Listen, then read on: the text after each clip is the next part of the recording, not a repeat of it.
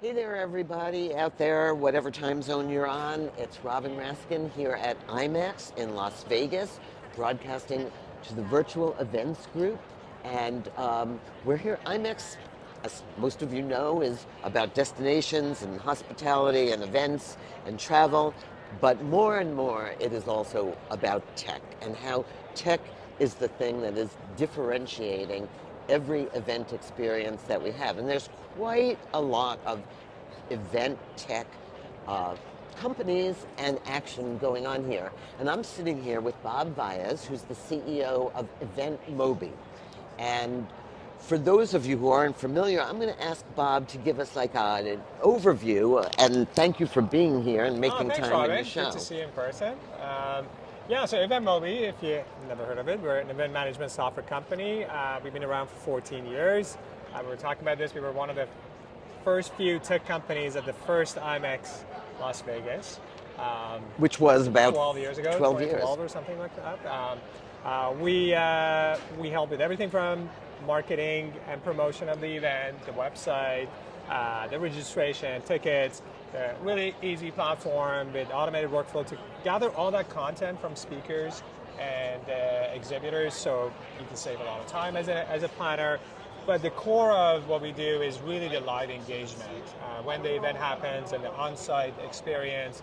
So we help with the check-in, badge printing, the event app, making sure attendees know where to go, they're engaged, they know what the content is, and most recently with helping planners extending the excitement and engagement year-round. So Yeah. some need a community, some just need engagement year-round. So how do you do that with the existing platform that doesn't cost you? But also what's really important is like who's going to do it in the team. We can't really ask the event planner to do it because they have 55 other things, and they have an event coming up probably the week after. So that's the biggest challenge. But I think is a massive missed opportunity. So are we talking about things like cutting up speakers' videos and getting them out on social media? Are we That talking would be about part of it. the analysis of who went where when? I don't even know if that's important to track Uh-huh. everything. I think what's really important, we were talking about this before, and I call it a three-step strategy for building year-round engagement. Number one is use the right tools and excite. Number two is make sure that you extend that excitement post-event, and you find reason we can talk about that. People find it interesting. And number three is nurturing with content and different activities. So a really good example of that could be, let's talk about networking. So we know networking happens here. IMEX hosted buyer, it's all about networking, right? It's about everything else too, but it's mainly about hosted buyers. So we meet all these people, but not everybody gets to meet everybody that wanted to. So there's lots of opportunities to do that. Yeah. So the best thing to do is not to leave, for example, the event app platform open to let people chat randomly, because most people after the event is over, we're done, we move Mobile on to the apps, other things. But a month from now, you can have a special 3-hour session, and you can call it come back to IMEX, or like reminder of IMEX, whatever, like it might make sense, and actually use that as a virtual session. And you might get 5-10% of people that want to come back and meet with the people that might have missed that. And that's a great opportunity. Why would you want to do that? From our point of view, both for associations and corporate events, what we see is that it allows you to retain your attendees. Mm-hmm. So when you have these continuous engagements throughout the year, you now have a channel, active channel. You can push your registration out.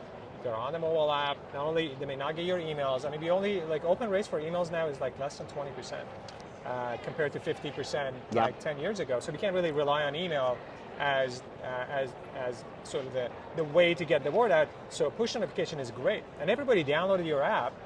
Why not use that as a way to get them to register? So that's one way of doing it. But also all this content, we were talking about videos and chopping it up. I think that's a brilliant idea. You can put it on the website, you can put it on social media, and that attracts people that may have never heard of your sort of conference and the content, and the SEO is great, and people come back. But also if they come back to your event app and you have part of that open to people that might not have paid to be there, they now get to see, oh, there's all these other people that are really active and they really care I should about be there too. Yeah, and look at this other content, right? And then you kind of use that as a gateway. So are you saying the IMEX app should be open all year? I think there's a massive opportunity IMEX is missing out. They don't need to have everything open. And it's not just that; it's every event. Yes, Yeah. every event. And I think IMEX can create a community year round. Not every event can create a community, and not every event has the resource or the team to do that. But you can create year-round engagement by dripping content, by allowing engagement year-round, by Yeah. doing small webinars. Yeah. Right? And even before the show starts, you should have Absolutely, a good yeah. idea Yeah. of what Yeah, you're doing. That's a great tip, and that increases engagement for the event itself. Okay. So I'm really interested. The first thing you said, how do you inject excitement into all of this? Because we know life is busy. Things are flying at you. You know how many IMEX letters you got before the show started. You go like, okay, I'll deal with it tomorrow. And so I came unprepared to make the most of it. So how do you get that excitement? Yeah, that's a really good point. I think you can do everything, but not everybody will pay attention to everything. That's right. Right? So they might pay attention to a few things. But the biggest opportunity is when everybody's on site. If you think about it, we left our jobs, our families, we got on a plane, went to another city, we different time zones, we got work to do, and then now we're here like shaking hands. And what do we want to do? We want to get the most out of the experience. So if you provide the right information at the right time, people will engage. But I think most importantly is you have to identify your mavens in your industry, people that other people know, that they care about what they do, that they're kind of the leaders in your industry, and make sure they know what what you're doing, yeah. Right? And then get other people involved. And involve them, yeah. I think that's a really easy strategy, but you need to identify that crowd. And before you arrive Yes. on site. And so you have a virtual play also, right? A digital play. Yes, we're and- primarily in person. During the pandemic, as most other companies, we wanted to help our customers pivot, and they had no choice. Some did it because they thought it was a great opportunity and they expanded their audience, and they're still doing it. About 15% of our customers still 15, have 50. From 100%. In 2021, everybody was doing virtual, and then started doing hybrid, and then now we see about 5% virtual and maybe about 10% hybrid from our customers.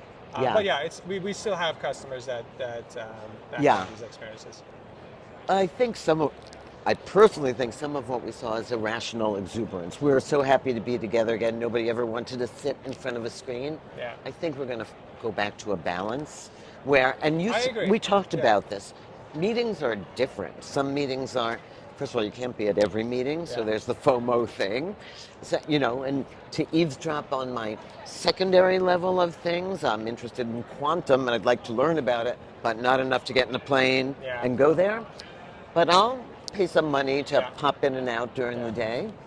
And I think you have a huge untapped, and you were saying webinars, internal trainings, corporate meetings. These are all meetings that have become more sophisticated, more production-like, right? The values are going up. And so are you finding, is that in your event planners' wheelhouse now? Most event planners, if you talk to them at IMEX, they say they don't want to do virtual. And I fully understand because it's a different expectations. It's a different skill set, and people that really are really at producing virtual events, they have a different skill set. They do. And I think we need to bring those people back into these type of jobs and let the event planners that are really good at creating live experiences do what they're really good at. So asking a producer to create an in-person event is not the right thing, and I think the other way around, it also doesn't work. Some event planners, on the other hand, they're really good at both and they do phenomenal. I don't know how they sleep, but because there's a lot of work. But you pointed to corporate events. I think there is larger organizations that have a global workforce. They have relied on virtual events heavily for training, and I actually heard from one customer that was unhappy about this, but their award ceremony that used to be in Cancun is now virtual. She was kind of bummed out about it. I can understand agree, that. Right? But there's a whole bunch of their employees that couldn't really participate, and then now everyone can be part of like this award ceremony. As an example. It's not the same. Yeah. But more people can attend. I think that's really important. And there are levels of participation. You have VIP levels at events, so you get to sit down with the speakers afterwards, and you have, I'm a stander by. I get a front row seat. I mean, Yeah. we're used to that, and I think we'll get used to it. I actually think virtual events will start to specialize, Yeah. more, and uh, and no event planner wants to do two events at the same time, which Yeah. is what 100%. I the agree. It's um, tough. I mean, some can do it. It's expensive. You need two teams yeah. to do it right. You can't ask Yeah. the same person to be in two places at the same time. Um, and it's also, I mean, when we're talking about time zone, it's really hard to manage a global virtual audience for an event in like Eastern time zone and you have people in Australia. It's really hard to pull that off. Time zones is a killer, and even temporality within your event. You have a session that's 45 minutes. It's perfectly fine if I've walked across the Yeah. floor here to sit down. If I'm going into Zoom Yeah. or into web Teams, it better be 15 to 20 minutes or I'm gone. Yes. So you have to deal with that. But it gives you, I mean, we experiment a lot with, what should be a networking, what should be a separate room.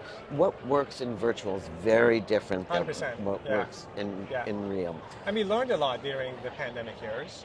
And there are some, most event planners have a really, really good understanding now of what works and what doesn't work. It's just that they may not have the budget and Yeah. the team to be able to execute it. I think that's Yeah. some challenges. No, we did learn, and we are changed creatures, I think, because of that, and hopefully we do business a little better. But let's talk about favorite word here at the show, AI, artificial. How I've does never it? heard of it. What is that thing? I know Yeah. it might just be a fad. I'm not sure. It may not last more than a day, but that's how I felt about the internet. So, how does EventMobi see AI Yeah. and So I'm an engineer, by the way. I don't know if I mentioned that at the beginning. So I love the possibility of AI, but I am very skeptical about AI at the moment right now.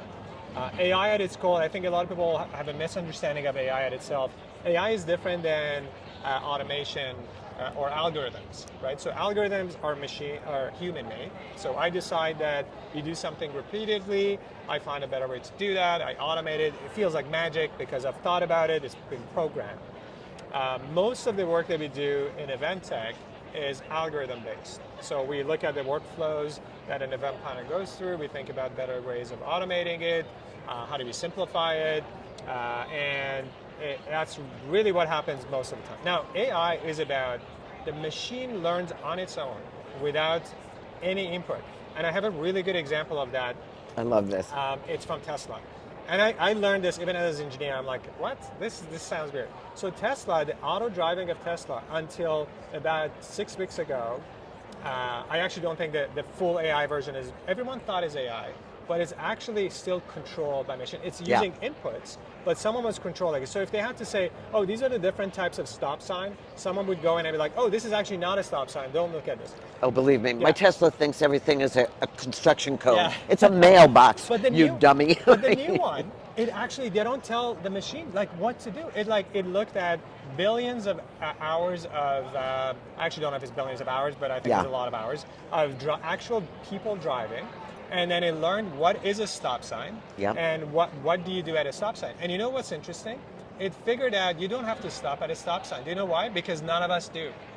Nobody stops fully at a stop sign. So the new version of the AI, it actually rolls at the stop sign. It's right? terrifying. So what does that have to do with events? Right. What that means is that we need a lot of data points, and then the machine needs to figure out what is the right event and we don't even have the data points for majority of the event stuff.